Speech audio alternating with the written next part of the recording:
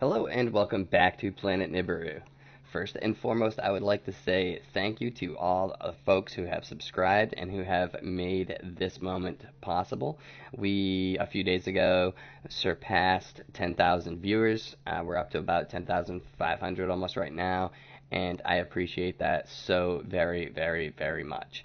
I never expected to have a channel with 10,000 subscribers, and it has shown me that I have to make some changes to the way that I'm running the channel and the videos I put out, etc. The community deserves my full attention, and I've basically been, this has been a secondary hobby of mine, not even one of my first hobbies, so I was assuming that everyone who is watching these videos has done as much homework and was as familiar with these topics as I am. What I have found is that a small group of you are, but some of you have little knowledge of these and some have no knowledge at all. So I'll be making some changes going forward, and I apologize for not seeing it and adjusting sooner. However, we are going to refine our approach and make sure that we are being very, very clear in these videos. I'm getting a lot of comments from folks who either didn't watch the full video or didn't pay attention or something. So I'm going to make sure that in the future you won't be able to miss the point of these videos. So this is the 10,000 subscriber special, and we will be doing a giveaway during the special, and we will be discussing the Mandela Effect, we will be discussing Planet X, and we will be discussing the big picture. And that's first on the list, so I'm going to jump right in, and I'd like to explain my theory on what is happening in the big picture. I want to show you this so you can connect the dots for yourself and see how all of this plays into the larger effort or the larger scenario of what's going on in the world. And I believe there is a small group of very informed people who are basically at the top of the pyramid and run the world.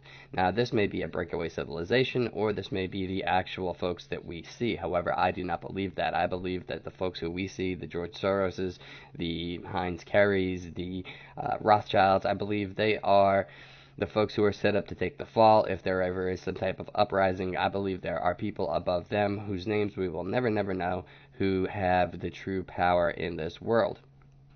And they actually are very, very informed people, and the power that they have is from the knowledge that they have and that they keep to themselves. And that is how they continue to maintain ownership and running of the world. They can do this because they are aware of Earth's natural cycles and privy to knowledge that we are not, like anti-gravity and free energy and things like that. I have mentioned this scene or this movie a few times. The movie is called Apocalypto. It is up on the channel. You can watch the full thing. However, this one scene illustrates my point, and we'll take a look at it here.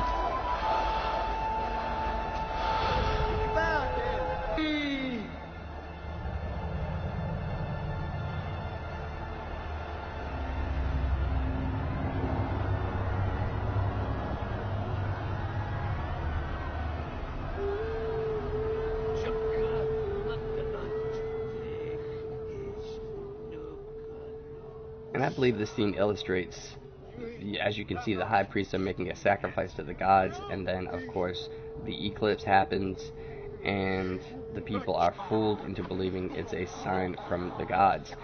That is what happens when you have people who don't know the scientific facts of what's going on in the world. You can be fooled into believing things, and I believe that that is what's happening today with things like global warming. Earth is going through a natural period of change, but the powers that be want us to believe that it's a man-made change so they can make money off of it and maintain control over third world countries through carbon emissions and things like that. It's really just a sleight of hand at a very high level, in my opinion. If you've ever seen the movie Zardoz with Sean Connery, it shows a breakaway civilization that lives at a much higher technological level than the rest of the inhabitants of the Earth. They have anti-gravity and electromagnetics that power their aircraft, which are shaped like pyramids and faces and things like that, and the rest of humanity is like on horseback and worship them as gods because they gave them the gift of the gun. They gave certain groups these guns, these weapons, and those groups were able to lord over the other groups and keep them in line. And I believe that we're in the same boat nowadays. Those who know the truth are in a totally different lifestyle, far beyond anything that we can imagine. The rest of us are controlled by a favored class, which is what we call the elites or the 1%, and they are allowed to lord over us as rulers as long as they keep us in line, and they do what they are told by the true rulers who we never see. The ones that we do see are the patsies, so to speak. Any revolution or uprising, it only sacrifices them, and whoever takes control next will be compromised or killed at some point, and the rest of the rulers will fall in line and maintain a loyalty to the true ruling class, which is the natural order of things. So as you can probably see, if I'm correct in this theory of how things run, all conspiracies and phenomenon are tied at their core to this one simple truth, that there is this breakaway civilization that rules us all from afar. You can look at like JFK, for example. Any of the major conspiracies that are out there, could be tied to this. In the JFK thing, perhaps he knew about what was going on and he was going to blow the whistle to the rest of us. Negative. That would not be allowed. He would have to go. And he would have to go in a very public way as a warning to those who might get out of line in the future. UFOs could be aliens, but they could be a breakaway civilization, or both. Free energy, as a conspiracy theory, obviously they wouldn't let us have free energy or electromagnetics to a certain extent. Obviously we do have certain levels of free energy like wind turbines and solar energy and things like that, and we do have electromagnetics at a certain level. We have maglev trains and things like that, but they will not let us go any further than what we have done up until this point. The elite want their money and their control. Anti-gravity and free energy gives the common man far too much power, and on down the line it goes. So this is my opinion, and I really have no proof of this. This is only what I believe based on my experience and what I've read and researched. Many people believe the truth that is told to us in movies, and therefore we are warned. I believe that they tell us these things, and by telling us these things through movies and television and things like that, they are able to do these things with a free conscience because, hey, we were warned, we've seen the truth, we just didn't know which truth to believe. So we're shown that truth in such a way that makes us believe it's only fiction, and in this way they can hide in plain sight, so to speak. So if you start to seek truth and you add up these facts all around you, you might see that you'll actually start to see these things too. You'll when you watch a movie on television, when you research something on the internet, when you see something on, or if you go to a movie in the theater, you'll start to see that these simple truths are hidden in there, and they're made out to be so far-fetched and so fantastic that it could never be. This keeps their secret hidden. Recently, we've been talking about the Mandela Effect, and one of the changes is changes to our maps. We have also seen an increase in the discussions around flat Earth lately, and perhaps land beyond the poles. And of course, those who believe in this are ridiculed, and what better way to stay hidden than make sure your land doesn't appear on any map. If someone runs across you, they just die. Think of the Bermuda Triangle, maybe. Look at how flight paths run in this world, and ask yourself, why not take the shortest route over the top or over the bottom of the planet as opposed to flying all the way around it? Doesn't really make sense, but yet that is what airplanes do. I'm not advocating for the flat earth here. I'm only saying that we should be asking ourselves these questions if we truly want to find the truth. We have to be willing to look in the dark spots where others fear to look. Now, that is a high-level overview of what I see as the big picture, so to speak, and all other so-called conspiracies like Planet X and things like that would fall underneath it. Those at the highest level know exactly what Planet X is and where it is when it comes, and they have taken the necessary steps to avoid calamity. They will not be affected at all. Their technology will save them from the worst of it. When it passes, they will simply rebuild, pick up the pieces of what's left, and start over with new people to lord over. Humanity goes through these cycles just like Earth. Earth has ice ages, then periods of warmth, periods of upheaval, and then periods of great calm. So too does mankind. This is my theory, and I would like to know what you guys think of it. please comment below and tell me your thoughts on this. Now, for the giveaway, the first person to email me, and my email is in the description down below. If you email me the word Zardoz, that is Z-A-R-D-O-Z, you will receive a free Planet X t-shirt from our Sprite Shirt store. You can choose any design you like, and we will ship it to you. We will be doing giveaways again at 25,000, 50,000, and 100,000 subscribers. Each time we will give away more and more freebies. Next time at 25,000, we'll give away 3 t-shirts. At 50,000, I'm not sure exactly what we're going to do. We'll probably do like 5 t-shirts and something really nice. And then at 100,000, I have no idea. We're going to do something super special at 100,000, because that is the point at which you get your YouTube button, your YouTube play button that you can hang on the wall, and that is a big goal of mine, is to have one of those. I think it would be really cool, and like I said, I never thought I'd hit 10,000, but since I did hit 10,000, I think it is possible at some point for me to hit 100,000. So, okay, so lately we've been discussing the Mandela Effect as well as Planet X, and we will continue to do that in the future. We will also be looking in the future at the flat Earth theory. Now, I will be approaching it from the standpoint of I really don't believe in the flat Earth. However, I do believe that there is some compelling evidence that the flat Earth folks show. So we'll be taking a look at that from a very open-minded standpoint and see where it leads. I'm not saying that the Earth is or isn't flat. I don't know. I've never been to space. But what I can tell you is that some of the things that I've seen in their videos are compelling. So we'll be taking a look at that in the future. Now, we're going to jump in on the Mandela Effect really quick, and we're going to talk first about some new residual proof that I found. Specifically, I'm going to jump right into the Ford logos. And I'm going to share with you what a subscriber submission that was sent to me from one of our subscribers. They've sent pictures of an old official Ford Shelby Cobra jacket. Now, this Ford Shelby Cobra jacket is for sale on eBay right now, and I will put some links to it, or I'll put the link to the auction down below. You can look at the pictures for yourself. You can download them. You can zoom in on them. Check them out. This is not Photoshop. This is up on eBay. It's not my jacket, and you can see the actual images for yourself, the original images. What we see here is it's an official licensed Ford product, and the logo does not have the curly Q tail on the F. Now, that's the big change in the Ford logo that everybody's been talking about. We can see here that it's clearest on the inner lining. This image shows the clearest image with no curly Q. The tag on the shoulder there, or on the arm, should show us that it doesn't seem like there's a curly Q on the F, but we can't see it quite as clearly as the one in the inner lining of the jacket. So that's pretty solid residual proof to me, but I know that some folks wouldn't see that as residual proof. So let's take a look at some other images that have been sent in and that are floating around out there that you can take a look at yourself. So many of these instances are residual proof in an official Ford dealership logo. Some of them are stickers, some of them are signs from around the world. And you can see clearly that none of these official Ford logos have that curly Q.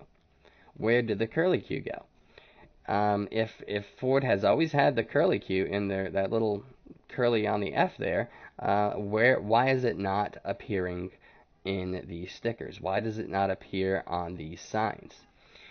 And for the final smoking gun, we have a high-definition video from a recent edition of Jay Leno's Garage, in which Jay is reviewing a 1967 Ford Fairlane in original mint condition.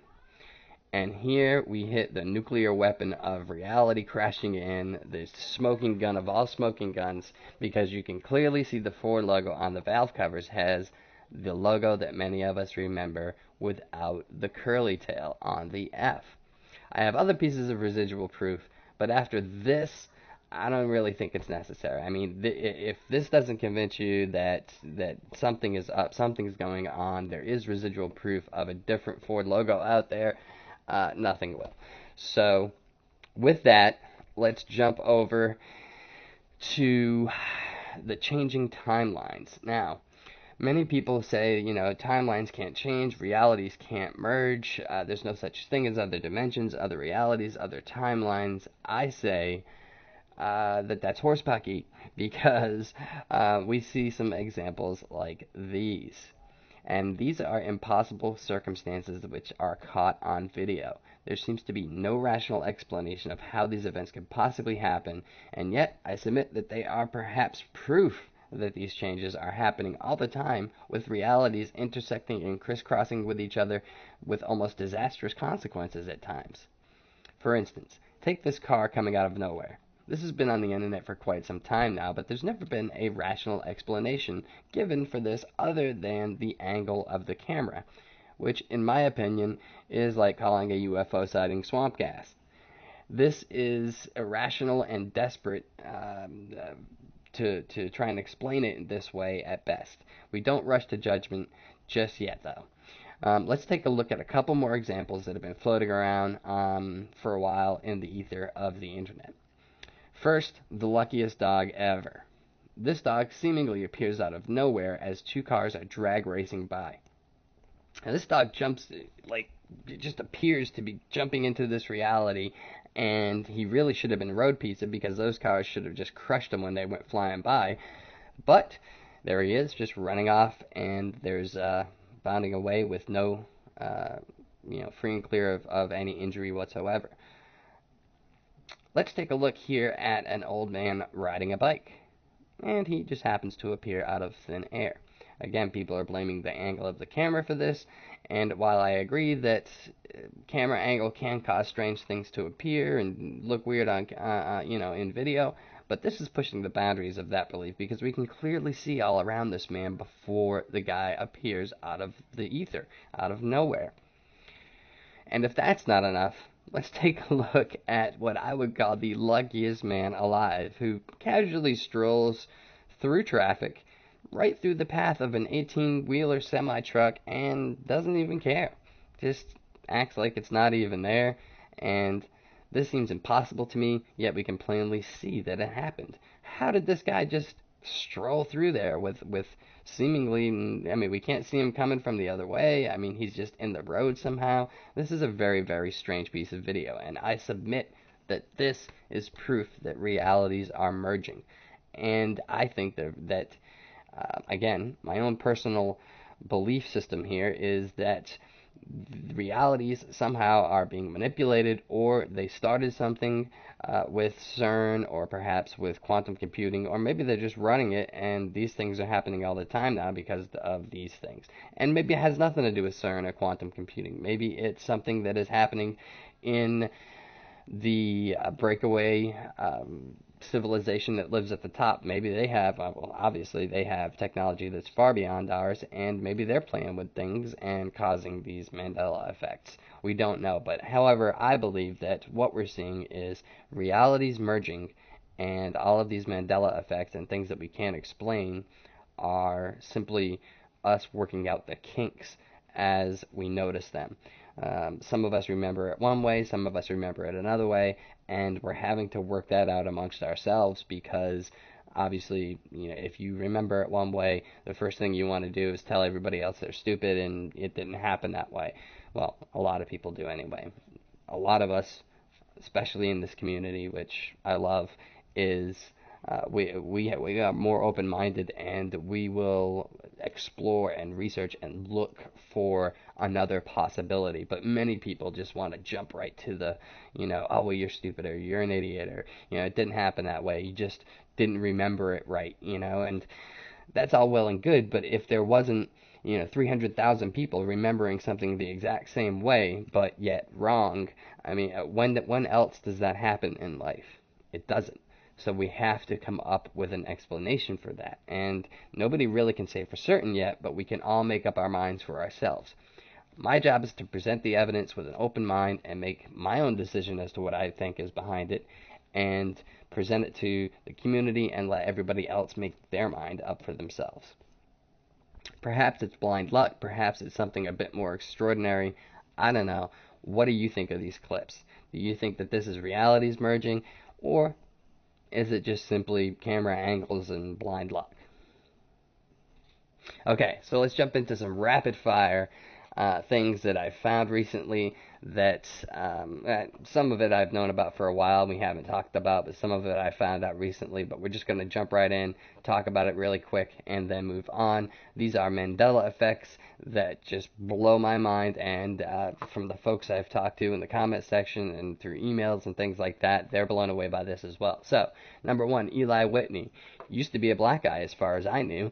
I was taught in school he was a black guy that invented the cotton gin, and I remember specifically when I was taught that it didn't make sense because slavery was going on at the time, and why would a black guy help out people who were enslaving his people? Didn't make sense. I know if I was a slave, I certainly wouldn't help the guys who were enslaving my people, but yet this guy did. Why would he do that?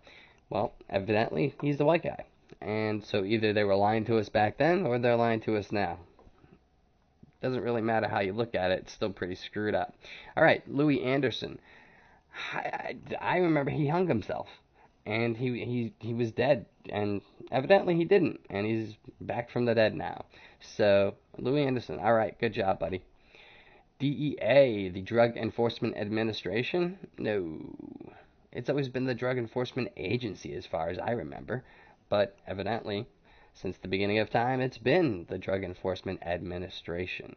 And those of us who remember agency, we're just getting it wrong. Jupiter has rings too. Didn't know that.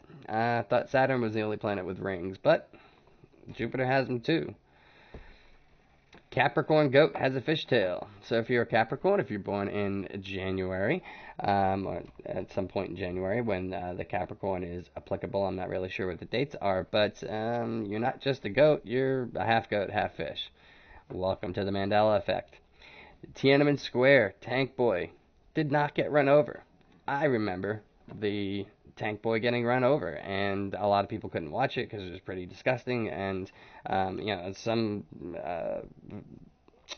of the television stations and things like that wouldn't run that part of the clip because they said it was too gross, too disgusting, and they just wouldn't run it. But Tiananmen Square Tank Boy did not get run over, and he is alive to this day.